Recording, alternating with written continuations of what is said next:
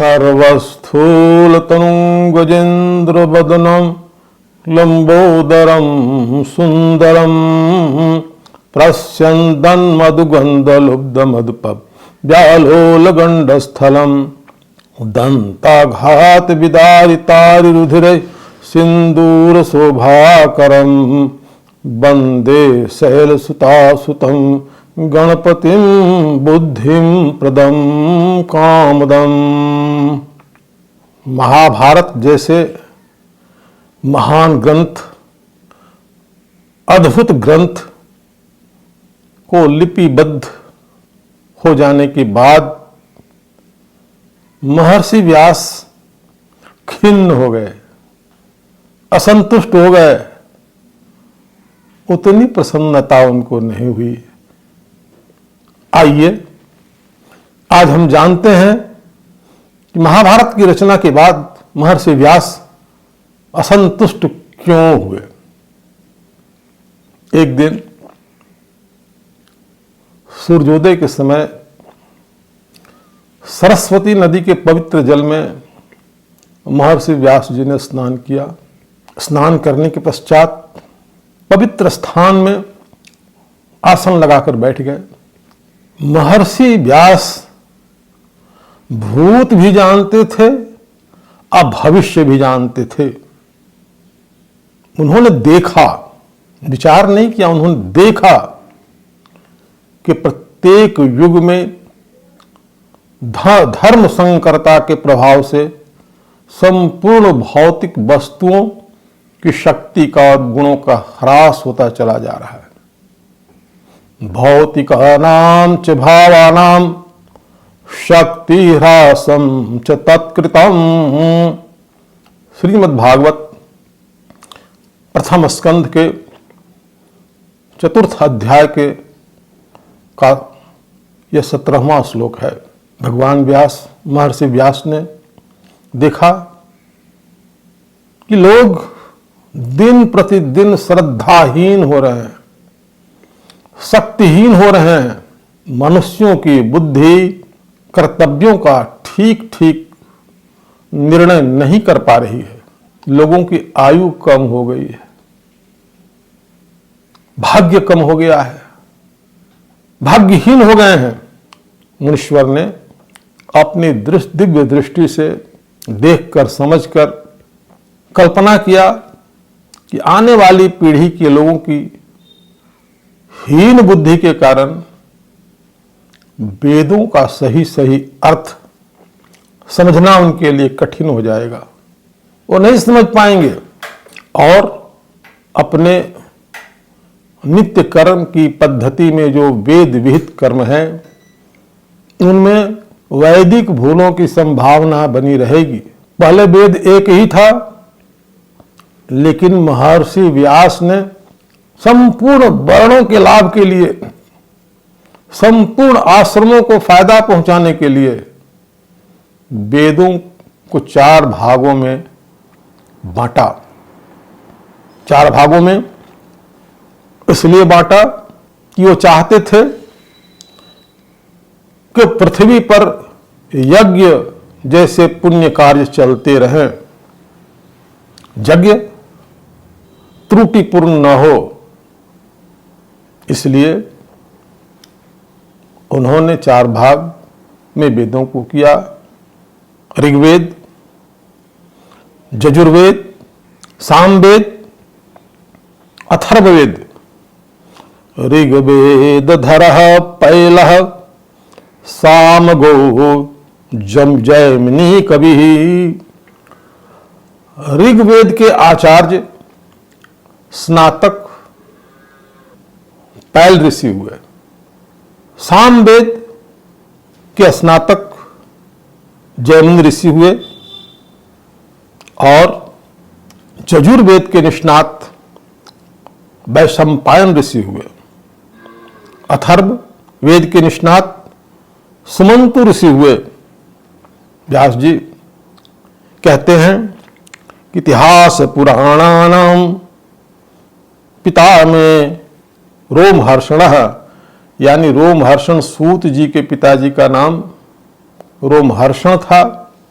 ये सारी बातें सूत जी शौनकादि ऋषियों को सुनाते हैं और कहते हैं कि पुराण जो पंचम वेद है उसके स्नातक सूत जी के पिताजी, जिनका नाम रोमहर्षण था, वे थे। रोमहर्षण जैसा नाम था वैसा ही उनका गुण भी था, उनमें वैसी ही विशेषता थी। शास्त्र कहते हैं कि जब रोमहर्षण ऋषि बोलते थे, प्रवचन करते थे, तो श्रोताओं के रोम खड़े हो जाते थे, इसीलिए उनका नाम रोमहर्षण था। पैल ऋषि, जैमिनी ऋषि, वैशंपायन ऋषि, सुमंतु ऋषि, ये लोग क्रमशः चारों वेदों के स्नातक हुए। स्नातक शब्द बड़ा ही सुंदर शब्द है, अर्थपूर्ण और भावपूर्ण शब्द है। स्नातक शब्द का अर्थ निष्णात होता है और स्नातक का शब्द ज्ञान में स्नान किए हुए को स्नातक कहते हैं। आज विश्वविद्यालय के छात्र बीए पास करने के बाद स्नातक की डिग्री प्राप्त करते हैं, उन्हें स्नातक कहा जाता है।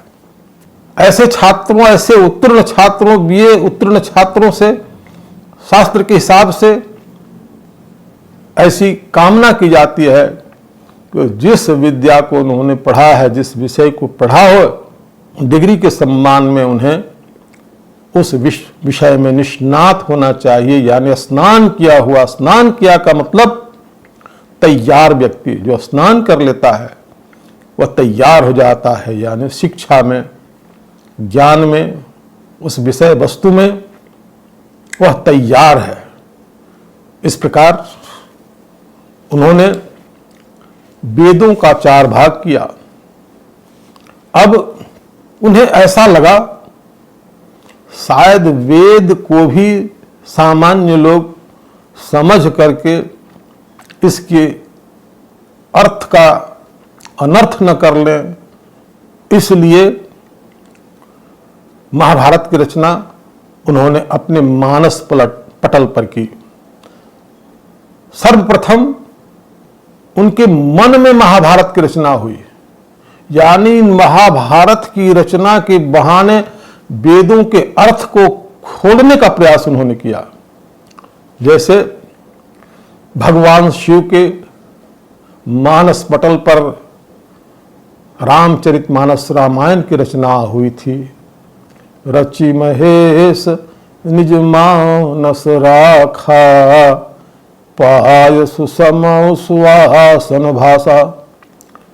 उसी प्रकार जब मानस पटल पर इनकी रचना हो गई तो लिपिबद्ध करने की जरूरत महसूस किया इन्होंने। कैसे लिपिबद्ध हो, कौन करे? इन्होंने ब्रह्मा का ध्यान किया। ब्रह्मण ब्रह्मण ब्रह्म वर्चसि जायता महाराष्ट्रे राजन्यः सूरैखभ्योति व्याधि महारथो जायताम दौग्धृधेनुर्बोधा नैवा नासुः सप्तिः पुरंधृजोखा जिष्णुरथिष्ठाः सभेयो जुवास्य जजमानस्य वीरो जायताम निकामे निकामे पर्जन्यो बर्ख फलवत्यो नयोखदयः पच्यताम योगक्षेमो नः कल्पताम। स्मरण किया, ध्यान किया, ब्रह्मा की विनती की। ब्रह्मा जी प्रत्यक्ष हो गए, प्रसन्न हुए ब्रह्मा जी। ब्रह्मा जी ने व्यास जी को कहा, समझ गए हम, आपके मानस पटल पर महाभारत की खाका बन गई है, उसे लिपिबद्ध करना है और इस महाभारत जो एक अद्भुत ग्रंथ होगा उसमें वेद के अर्थ होंगे, व्याख्या होगी, अर्थ धर्म काम मोक्ष संपूर्ण मार्गों के पथ तैयार मिलेंगे। लेकिन व्यास जी, इसके लिए आपको गणेश जी का ध्यान करना पड़ेगा। आप गणेश जी को आवाहन कीजिए। उनकी लेखनी की गति ही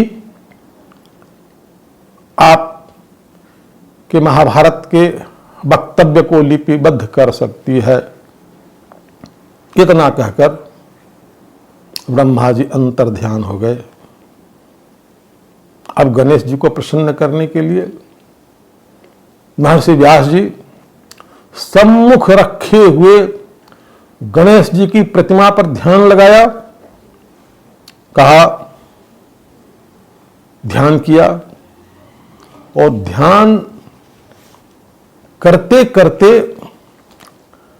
मन, बुद्धि, चित्त में एकाग्रता आ गई, सब एकाकार हो गया और ध्यान का वर्णन भी होने लगा।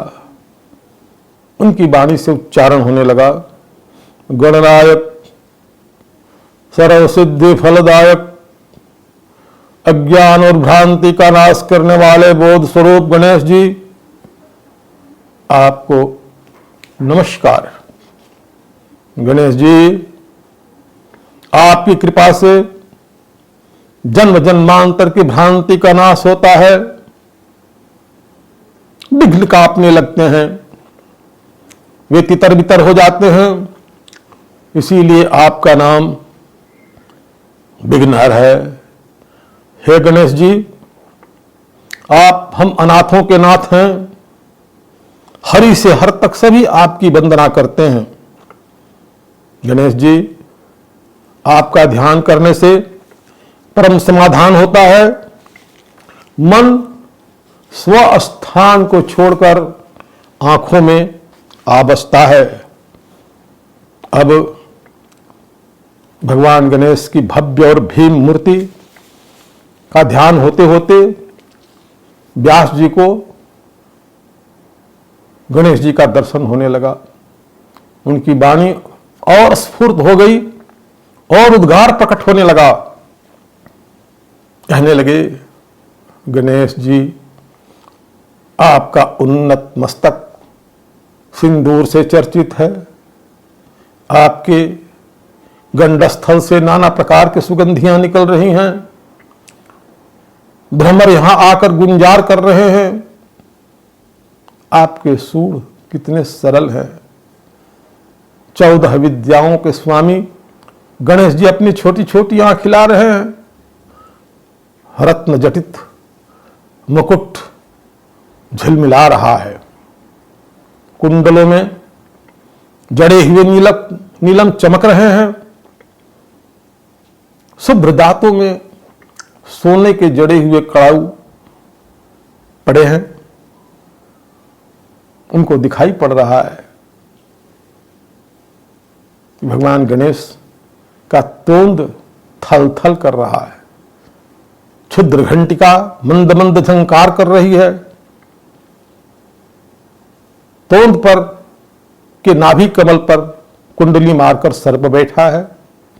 वह फन हिला रहा है, वह फुफकार रहा है, वह जीभ लपलपा रहा है, टकटकी लगाकर देख रहा है। गणेश जी के गले में अनेकों प्रकार की फूलों की माला पड़ी है। एक हाथ में गोल मोदक है जिस पर गणेश जी की बड़ी प्रीति है। सजी हुई और अच्छे लक्षणों से युक्त मूर्ति सुंदरता की खान है। उनके पैरों में नुपुर झुनझुन बज रहे हैं। पैजनी की झंकार हो रही है। गणेश जी के दोनों पैर घुंघरुओं से सुशोभित हैं। गणेश जी के कारण शिव जी के सभा की शोभा बढ़ गई है। ऐसे सर्वांग सुंदर और सब विधाओं में अग्रगण्य गणेश जी को मेरा साष्टांग प्रणाम है। हे बल बुद्धि के भंडारी, आइए मेरा काज संवारिए। नमो गणेभ्यो गणपतिभ्यश्च वो नमो नमो व्रातेभ्यो व्रातपतिभ्यश्च वो नमो नमो घृतसभ्यो घृतपतिभ्यश्च वो नमो नमो विरूपेभ्यो विश्वरूपेभ्यश्च वो नमो नमः। इतना ध्यान और प्रार्थना स्तुति जब समाप्त हुई तो साक्षात गणेश जी प्रकट हुए। बोलिए भगवान गणेश की जय। अब महर्षि व्यास और भगवान गणेश आमने सामने बैठे। गणेश जी ने प्रश्न किया, कहिए व्यास जी, आपने याद किया, क्या प्रयोजन है आपका? मैं क्या करूं जी आपकी सेवा बन सके? व्यास जी कहते हैं, हे प्रभु, लेखको भारतस्यास् भवत्वं गणनायकः मय्यैव प्रोच्यमानस्य मनसा कल्पितस्य च। मेरे मन में महाभारत की कल्पना हो चुकी है, आकृति उसकी, ग्रंथ की प्रकृति सब सुनिश्चित हो चुका है। मैं वाणी का प्रवाह से वो महाभारत के शब्द और श्लोक निकलेंगे। आप कृपा करके इतनी कृपा कीजिए कि उसको लिपिबद्ध कर दीजिए। श्रुत्वै तत्प्राह विघ्नेशो, यह सुनकर विघ्नेश गणेश जी कहते हैं, यदि में लेखनी क्षणम लिखतु नावतिष्ठेत तदस्य लेखकोऽयम्। गणेश जी कहते हैं कि मेरी एक शर्त है व्यास जी, आप तो जानते हैं मेरी लेखनी की गति कितनी तीव्र है, और एक क्षण के लिए भी यदि मेरी लेखनी रुके नहीं तो मैं लिखने के लिए तैयार हूं। ऐसा नहीं कि मेरी कलम रुक जाए और आप अपने महाभारत के श्लोकों को सोचते रहें। यदि इस प्रकार इतनी तैयारी आपकी है कि मेरी लेखनी नहीं रुकेगी, यदि इस बात के लिए आप आश्वस्त कीजिए तो मैं लिखने के लिए तैयार हूं। विघ्नेशो यदि में लेखनी क्षणम लिखतो नावतिष्ठेत तदस्य लेखकोऽहम्। अब सुनकर मुस्कुराए व्यास जी। व्यासोऽप्युवाच तं देव, व्यास जी ने मुस्कुरा कर कहा, मां बुधद्वा मां लिखा क्वचित। गणेश जी, मेरी भी एक शर्त है, कृपा करके आप लिखते चले जाइए, मेरी वाणी से जो निकलता है उसको लिखते चले जाइए, लेकिन बिना समझे आप एक अक्षर भी नहीं लिखेंगे, समझ समझ करके लिखेंगे। इस शर्त पर भगवान गणेश जी तैयार हो गए लिखने के लिए। व्यास जी की ओजपूर्ण वाणी चलती रही। गणेश जी की अथक लेखनी लिपिबद्ध करता रहा। कभी कभी एक आध सेकंड के लिए व्यास जी को कुछ सोचने की आवश्यकता होती थी, तो उनकी गति में थोड़ी गति के त्वरण को कम करने के लिए व्यास जी ऐसा करते थे, श्लोकों को इतना क्लिष्ट कर देते थे कि गणेश जी को थोड़ी देर के लिए उसका अर्थ सोचना पड़ता था, और उतनी ही देर में व्यास जी अपने आगे के श्लोकों की रचना मन ही मन कर लेते थे। यानी व्यासो वेत्ति गणेशो वेत्ति, संपूर्ण रूप में महाभारत को ठीक ठीक समझने वाले या तो व्यास जी हैं या तो गणेश जी हैं। कुछ ऐसे क्लिष्ट श्लोक महाभारत में हैं जिनको कूट श्लोक कहते हैं, जो आज भी अनुमान लगाते हैं लोग, कहते हैं कि महाभारत में ऐसे 800 कूट श्लोक हैं जिनका अर्थ आज तक पता नहीं है, ठीक ठीक अर्थ आज तक पता नहीं है। अपने अपने ज्ञान के हिसाब से, अपने अपनी सोच के हिसाब से लोग तरह तरह का अर्थ निकालते हैं, और आज भी वे सब कूट श्लोक रिसर्च के विषय हैं कि उनका ठीक ठीक अर्थ क्या है। महाभारत की रचना हो गई, यह अद्भुत रचना है। महाभारत अर्थ, धर्म, काम, मोक्ष से पूर्ण है। इसमें भगवान व्यास ने वेद के अर्थ को खोल दिया है। भारतीय साहित्य भंडार के सर्वश्रेष्ठ महाग्रंथों में महाभारत की गणना की जाती है। इसमें पांडवों की कथा है, कौरवों की कथा है, साथ साथ उपकथाएं भी हैं। बीच बीच में शुक्तियां हैं, उपदेश की रत्न है। महाभारत एक विशाल महासागर है जिसमें अनमोल मोती और रत्न भरे पड़े हैं। रामायण और महाभारत भारतीय संस्कृति और धार्मिक विचार के मूल स्रोत माने जाते हैं। यद्यपि व्यास जी अपनी पूरी शक्ति से सदा सर्वदा प्राणियों के कल्याण में लगे रहे, तथापि उनके हृदय में संतोष नहीं हुआ। उनका मन खिन्न हो गया। सरस्वती नदी के पवित्र तट पर एकांत में बैठकर धर्मवेत्ता व्यास जी मन ही मन विचार करने लगे। क्या हुआ? हमने इतने बड़े ग्रंथ की रचना किया, यद्यपि ब्रह्म तेज से मैं संपन्न हूं, समर्थ हूं, भूत और भविष्य सब जानता हूं, तथापि क्या हो गया जो मेरा हृदय असंतुष्ट है। लग रहा है कि मेरे कार्य अपूर्ण है, मेरे काम में कोई ना कोई कमी रह गई है। सोचते सोचते उनके दिमाग में यह बात आई, यह घोरे कलो प्रायो जीवश्चासुरतांगतः क्लेशाक्रांतस्य तस्यैव शोधने किम परायणम। ये तो ऐसा कलयुग आ गया है, यहाँ के प्राणी दुष्ट बुद्धि दुराचारो जायते चो कलयुगो। कलयुग में सभी एक एक करके दुष्ट होते चले जाएंगे, दुराचारी होते चले जाएंगे। मानसिक क्षमता और हृदय का उद्गार उनका बढ़ेगा नहीं, कैसे कल्याण होगा? शोधने किम परायणम। जो दुष्ट और दुराचारी हो जाएंगे, मनमानी करेंगे, मनमुख हो जाएंगे, गुरु को नहीं मानेंगे, वेद की निंदा करेंगे,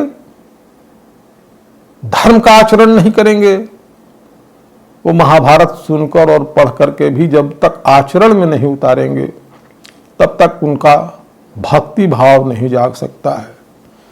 जब तक उनके अंदर भक्ति भाव भगवान के प्रति नहीं होगी तब तक कल्याण संभव नहीं है।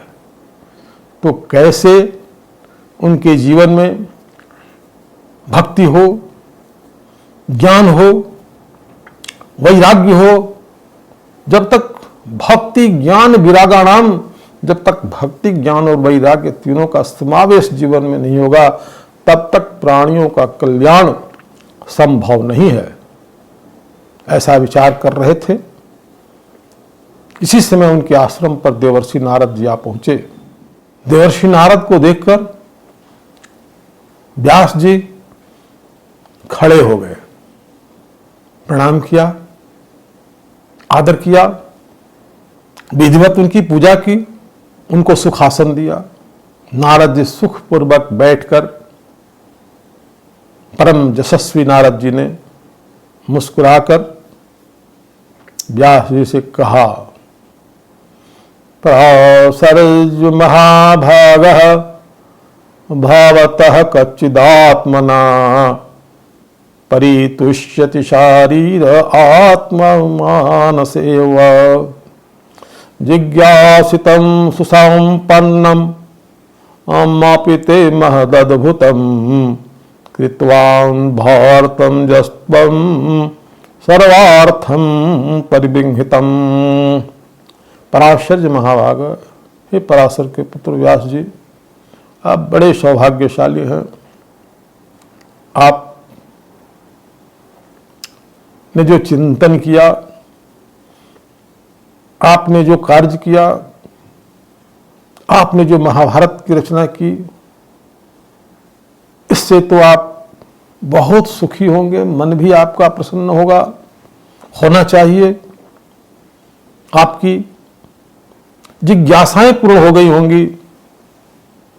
संपूर्ण जो भ्रांति, जो जड़ता, जो संकोच था, वह सब आपका समाप्त हो गया होगा और आपकी लेखनी, आपकी कृति युग युग तक बनी रहेगी। लोग उसको सुनकर, पढ़कर, समझकर धन्य धन्य होते रहेंगे। तो आप प्रसन्न है ना? जिज्ञासीतमधीतम च यत्तद्धर्म सनातनम अथापि सोचयस्यात्मान अकृतार्थैव प्रभो। उनकी इतनी बात सुनकर व्यास जी थोड़ा अप्रसन्न ही दिखे। प्रसन्नता उनके चेहरे पर नहीं मिली। नारद जी ने पूछा, फिर इतना कुछ होने के बाद, इस तरह के ग्रंथों की रचना करने के बाद, अथापि सोचस्यात्मान अकृतार्थैव भो। अरे व्यास जी, आप तो ऐसा लग रहा है, चेहरे से इतने खिन्न है कि ऐसा लग रहा है कि आपने कुछ भी नहीं किया है। आखिर आपकी खिन्नता का कारण क्या है? असंतोष का कारण क्या है? आप साफ साफ बताइए। व्यास जी ने कहा, अस्तेव में सर्वमिदं त्वयुक्तम तथापि नात्मा परितुष्यते में तन्मूलमव्यक्तमगाध बोधम पृच्छामहत्वात्म भवात्म भूतम। आपने जो कुछ कहा भगवान नारद जी, आप बिल्कुल सही हैं। आपने ठीक ठीक कहा। आपने जो देखा, आपने जो अनुभव किया, मेरी अप्रसन्नता के बारे में जो आपने इशारा किया, आप बिल्कुल सत्य हैं, सही हैं। मैं प्रसन्न नहीं हूं। क्यों प्रसन्न नहीं हूं? इसका कारण नारद जी आप ही बता दीजिए, क्योंकि आप तो ब्रह्मा के पुत्र हैं। नारद जी, आप अंतर्यामी हैं। नारद जी, आप की सब जगह गति है। आप भूत भी जानते हैं, वर्तमान भी जानते हैं, भविष्य भी जानते हैं, मन की भी बात जानते हैं। आप कृपा करके अपने ज्ञान से यह बताइए कि मेरे असंतोष का कारण क्या है। नारद जी ने कहा, भवतानुदित प्रायम यशो भगवतो अमलम येन वाशो न तुष्येत मन्ये तद्दर्शनम खिलम। आपने सब कुछ किया, सब कुछ लिखा, श्रीमद् भागवत में अर्थ, धर्म, काम, मोक्ष के सारे मार्ग बताए, लेकिन यशो भगवतो अमलम, निर्मल जस का गान, भगवान के निर्मल जस का गान आपने नहीं किया। यही कारण है कि आपको संतोष नहीं हुआ है। यथा धर्मादयाश्चार्थ मुनि वर्जानुकीर्तिता न तथा वसुदेव महिमा ह्योनुवर्णिता। जितना जोर देकर, जितना अपनी ज्ञान को, आपने अपनी समझ को धर्मार्थ काम मोक्ष चतुर्विध पुरुषार्थ सिद्ध्यर्थम, यानी अर्थ, धर्म और काम की मोक्ष प्राप्ति तक के साधन को बताने में, समझाने में, तय करने में, मार्ग तय करने में आपने जितना अपनी बुद्धि को खपाया है, अपनी विद्या को लगाया है, अपने चिंतन को उसमें साकार किया है, उतना वसुदेव के पुत्र भगवान कृष्ण की महिमा का वर्णन नहीं किया है। ये कारण है, आपके असंतोष का, खिन्न होने का ये कारण है। और सुन लीजिए व्यास जी, यद वचः चित्र पदम हरर जसो जगत पवित्रम प्रगणीत कर चेत तद बायसं तीर्थम संति मानसो नयत्र हंसा निरमंतु शिक्षया। कोई भी लेखनी, कोई भी काव्य, कोई भी कृति, कोई भी साहित्य यदि संसार को पवित्र करने वाले भगवान के यश का गान नहीं करता है, तो चाहे वह जितना भी रसमय हो, चाहे तो जितना भी वह अलंकारमय हो, उसमें भगवान के चरणाश्रित परमहंस उसमें नहीं रमते। जैसे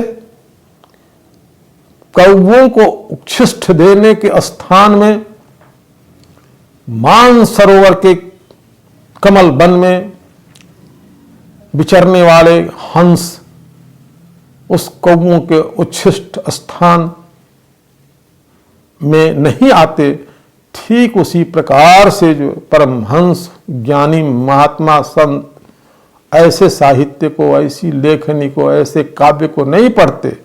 कहने का आशय यह है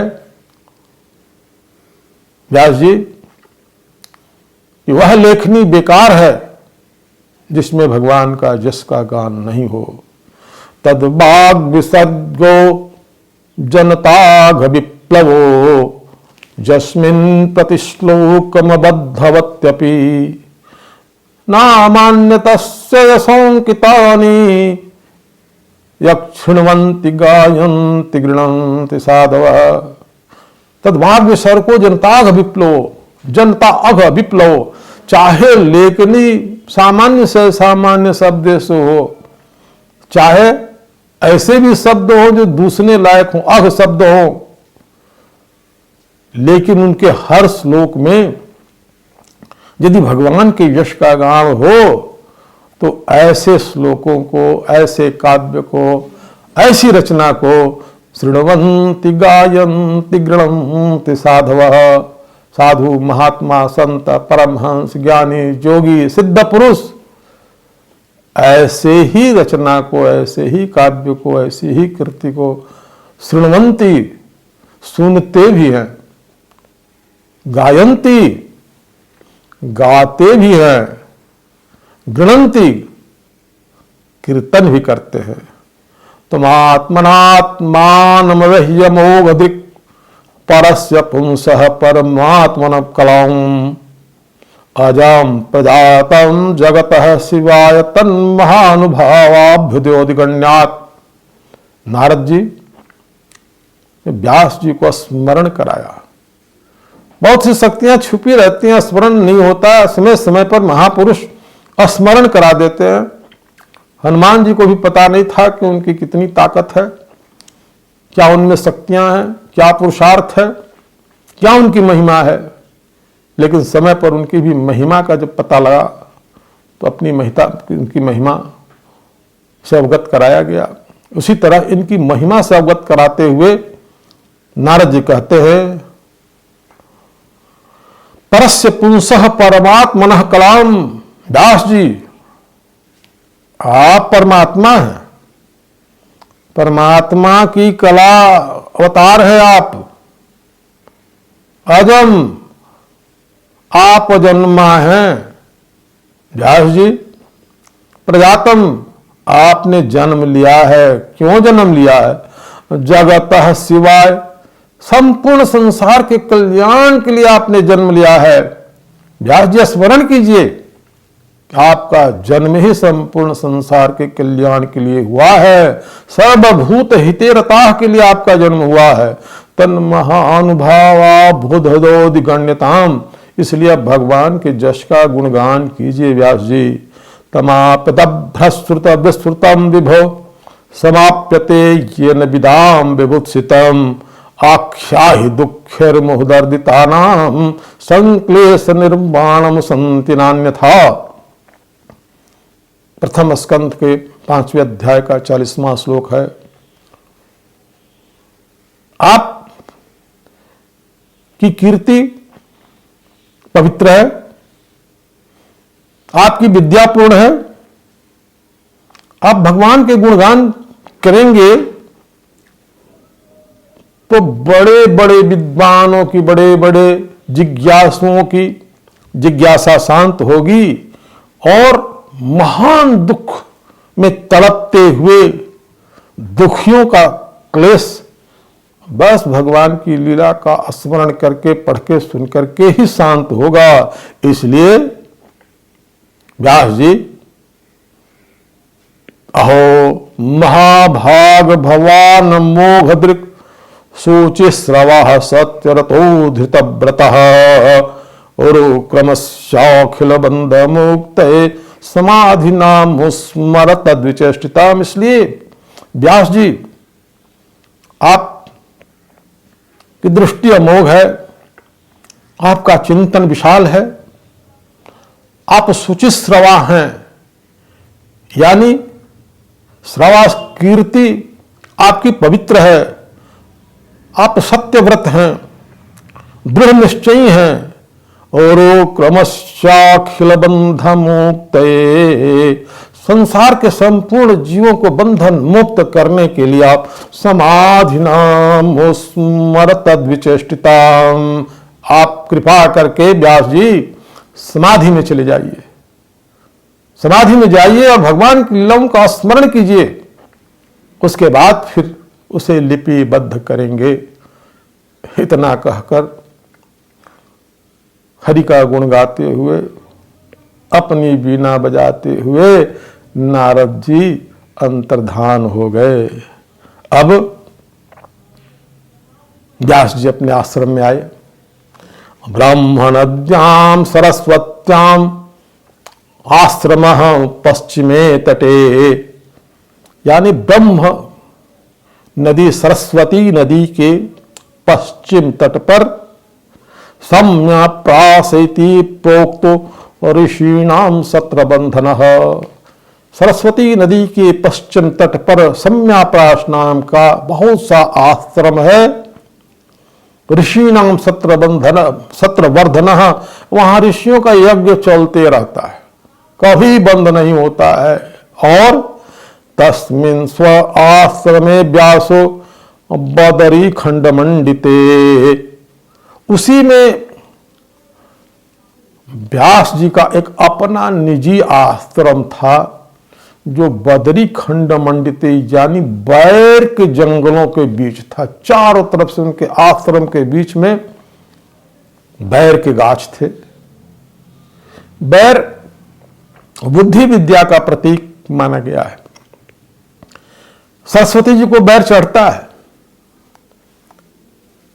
वैज्ञानिक विश्लेषण भी आज इस बात को सिद्ध कर रहा है कि बैर के भीतर कुछ ऐसे रसायन प्राप्त होते हैं जिससे दिमाग ताकतवर होता है, दिमाग की शक्ति बढ़ती है। उसी बद्रीवन में व्यास जी का आसन है। आसीनोपस्पृश्य प्रणिदध्यो मनः स्वयं, अपने आश्रम में आसन पर व्यास जी बैठ गए, प्रणाम किया और मन को समाहित किया। भक्ति योगेन मनस सम्यक प्रणहिते मले, भक्ति योग में चले गए और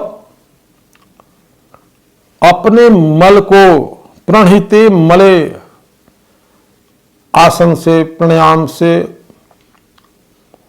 हर प्रकार से योग से उन्होंने अपने शरीर को, मन को निर्मल किया, अपनी बुद्धि को अंतर्मुखी किया और समाधि में चले गए। अपश्यत पुरुषम पूर्वम माया चदपाश्रयाम, उन्होंने भगवान का दर्शन किया, भगवान के आश्रय में रहने वाली माया का भी दर्शन किया। या सम्मोहितो जीव आत्मानां त्रिगुणात्मकम परोपि मनुते अनर्थम तत्कृतं चाभिपत्यते। या सम्मोहितो जीव, उनकी जो माया, भगवान की जो माया है वही जीवों को सम्मोहित करके रखती है। माया क्या करती है? सत्ता से मिलने नहीं देती है। यह त्रिगुणात्मक है। माया का विशेष विश्लेषण अगले व्याख्यान में करेंगे। और आत्मा के साथ साथ जीव ये त्रिगुणात्मक नहीं है, लेकिन मान्यता त्रिगुणात्मक की। त्रिगुणात्मक का मतलब सत्वगुणी, रजोगुणी, तमोगुणी। ये आत्मा का इन गुणों से निर्गुण है। आत्मा ब्रह्म है, आत्मा परमात्मा है, लेकिन मान्यता है। इस मान्यता और माया की मोहिनी शक्ति है कि जीव त्रिगुणात्मक मान लेता है। इसलिए परोपि मनुते अनर्थम, ये त्रिगुणात्मक मानने के चलते अनर्थ होते रहता है और इस अनर्थ को सहना पड़ता है। तो आखिर माया के कारण जो जीवन में जीवों को अनर्थ सहना पड़ता है, उस माया से बचने का उपाय क्या है? जो नाना प्रकार के लोग कष्ट पाते हैं इस जीवन में, असिरिव छिन्नति कुंतयो वेधयति रज्जु और व्यष्ट इति पावकी वदहति संसारिक किन्न दुखम प्राप्नोति। ये संसार के जितने दुख हैं ये माने हुए हैं और ये अनर्थ हैं। अनर्थोपशमम साक्षात भक्ति योग मधोक्षजे लोकस्य जानतो विद्वांस चक्र सात्वत संहिताम। ये जो अनर्थ है इसके उपशमन का मात्र भक्ति योग ही एक उपाय है। भगवान के प्रति भक्ति योग से ही इसका उपशमन हो सकता है। क्योंकि इस बात को लोग नहीं जानते हैं, इसलिए व्यास जी कहते हैं विद्वांस चक्रे सात्वत संहिताम। इसलिए मैंने श्रीमद् भागवत की रचना की। इदं भागवतम नामम पुराणम ब्रह्म संहितम उत्तम श्लोक चरितम चकार भगवान ऋषि। इस महाभारत की रचना के बाद श्रीमद् भागवत की रचना जो भगवान की लीलाओं का वर्णन करता है, उसकी रचना समाधि में जो है भगवान ने की। ये समाधि की रचना है, समाधि की भाषा है। इसीलिए लोग कहते हैं विद्यावताम भागवते परीक्षेत, विद्या की परीक्षा और मस्तिष्क की क्षमता की परीक्षा भागवत में होती है। निःश्रेयसाय लोकस्य धान्यं स्वस्तयनं वहत् तदिदं ग्राह्यामासा सुतमात्मवतां वरम्। इस श्लाघनीय कार्य को, कल्याणकारी महापुराण को लोगों के परम कल्याण के लिए व्यास जी ने आत्मज्ञान शिरोमणि अपने पुत्र को ग्रहण कराया। यह श्रीमद् भागवत क्या है? सर्ववेदेतिहासानां सारं सारं सामोधृतम। संपूर्ण वेद वेदांत वेद के मत को शोध शोध करके जो है ना सारम सारम समुद्धृतम संग्रह किया व्यास जी ने। सतु संश्रावयामासु महाराजं परीक्षिताम। महर्षि व्यास के पुत्र भगवान सुखदेव जी ने यह श्रीमद् भागवत को महाराज परीक्षित को सुनाया। यह सब सारी इतिहास सारे उपाख्यान सूत जी शौनकादि ऋषियों को नैमिषारण्य में सुना रहे हैं। अब सूत जी कहते हैं, अहम चाध्यगमं तत्र निविष्ट तदनुग्रहात् सोहम वह श्रावयिष्यामि यथाधीतम यथामति। शौनकादि ऋषियों, मैं व्यास जी की बात, नारद और व्यास जी का संवाद, व्यास जी और गणेश जी का संवाद, यह सब सुना है। जहां पर श्रीमद् भागवत हो रहा था, सुखदेव जी परीक्षित को सुना रहे थे, अहम चाध्यगमम तत्र, उनकी आज्ञा से मैं वहां गया था, मैंने श्रीमद् भागवत को सुना था, और सो अहम वह श्रावयिष्यामि, हमने सुना, यथाधीतम यथामति, जितना हमको समझ में आया, जितना हमारे मस्तिष्क ने ग्रहण किया, उतना आप लोगों को हमने सुनाया, और आगे अब श्रीमद् भागवत को हम आप लोगों को सुनावेंगे। उसी प्रकार हर प्राणी, हम भी शास्त्र पढ़ते हैं, श्रवण करते हैं, कीर्तन करते हैं, मनन करते हैं, लेकिन अनंत शास्त्रम बहुलाश्च विद्या, शास्त्र तो समुद्र है, उसमें अनेक रत्न हैं, अनेक मोती हैं, अपनी अपनी क्षमता के अनुसार वो लोग समझते हैं, और जितनी उनके मस्तिष्क की पहुंच होती है, जितना सामर्थ्य होता है, उसके हिसाब से ग्रहण करके वो लाभ उठाते हैं। और इस विद्या, इन शास्त्रों को यदि सुनाया जाए, सुना जाए, पढ़ा जाए, मनन किया जाए, और इतना ही नहीं, यदि अनुमोदन किया जाए, तो बहुत सी पाप राशियां जल करके भस्म हो जाती हैं। बोलिए वृंदावन बिहारी लाल की जय। धर्म की जय हो, अधर्म का नाश हो, प्राणियों में सद्भावना हो, विश्व का कल्याण हो। भारत माता की जय, गंगा माता की जय, गौ माता की जय।